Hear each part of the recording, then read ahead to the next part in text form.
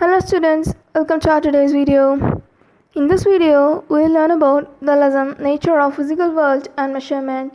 And our today's topic is Propagation of Errors. இன்றைக்கி வீடியோவில் propagation of errors, அதாவது பிழைகளின் பரவுதல் பற்றி பார்க்க போகிறோம். பரவுதல் அப்படின்னு சொல்லி பார்க்கும்போது, இப்போ ஒரு எக்ஸ்பெரிமெண்ட் பண்ணோன்னா அந்த எக்ஸ்பெரிமெண்ட்டோட ஃபைனல் கால்குலேஷனில் எது மூலமாலாம் மிஸ்டேக் வந்திருக்குது, எது மூலமாலாம் எரர் வந்திருக்குது அப்படின்னு சொல்லி டோட்டலாக கண்டுபிடிக்கிறது தான் பிழைகளின் பரவுதல். அதாவது ஒரு எக்ஸ்பெரிமெண்ட் பண்ணும்போது சம்டைம்ஸ் மாஸ் கண்டுபிடிக்கிறதுக்கு ஒரு அப்பரேட்டஸ் யூஸ் பண்ணணும், அதிலேருந்து ஒரு ரீடிங் எடுப்போம்.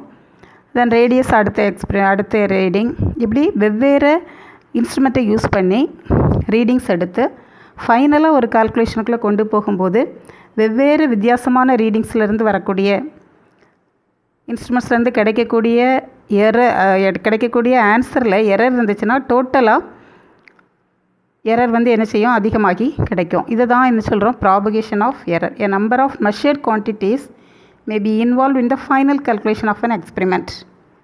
நிறைய மெஷர்ட் குவான்டிட்டிஸை தான் ஃபைனல் கால்குலேஷனில் யூஸ் பண்ணுறோம்.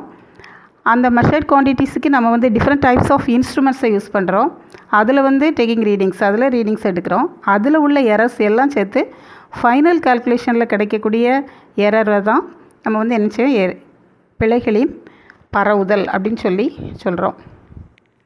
இந்த பிழைகளின் பரவுதல் சொல்லி பார்க்கும்போது ஃபைனலாக நமக்கு கிடைக்கக்கூடிய ரிசல்ட்டில் தான் என்ன செய்ய முடியும்னு சொல்ல முடியும். ஸோ எதன் மூலமாலாம்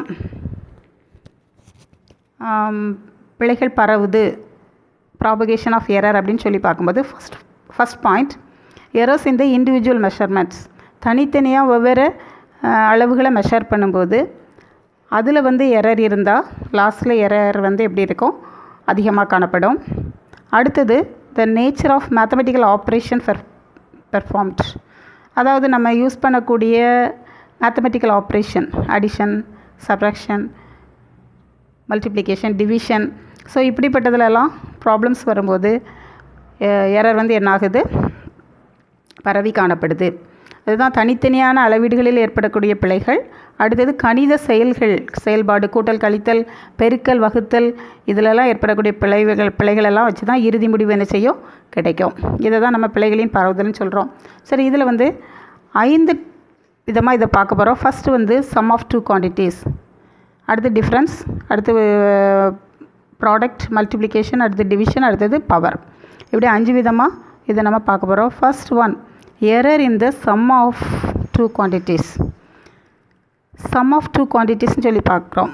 அதாவது இரு அளவுகளின் கூடுதலில் என்ன பிழைலாம் ஏற்படுது அப்படின்னு சொல்லி பார்க்க போகிறோம். ஃபஸ்ட்டு நமக்குரிய தனிப்பட்ட எக்ஸ்பெரிமெண்ட்டோட answer, first one A answer வரணும். பட் அதில் ஏற்படக்கூடிய தனிப்பிழை டெல்ஏன்னு வச்சுக்குவோம்.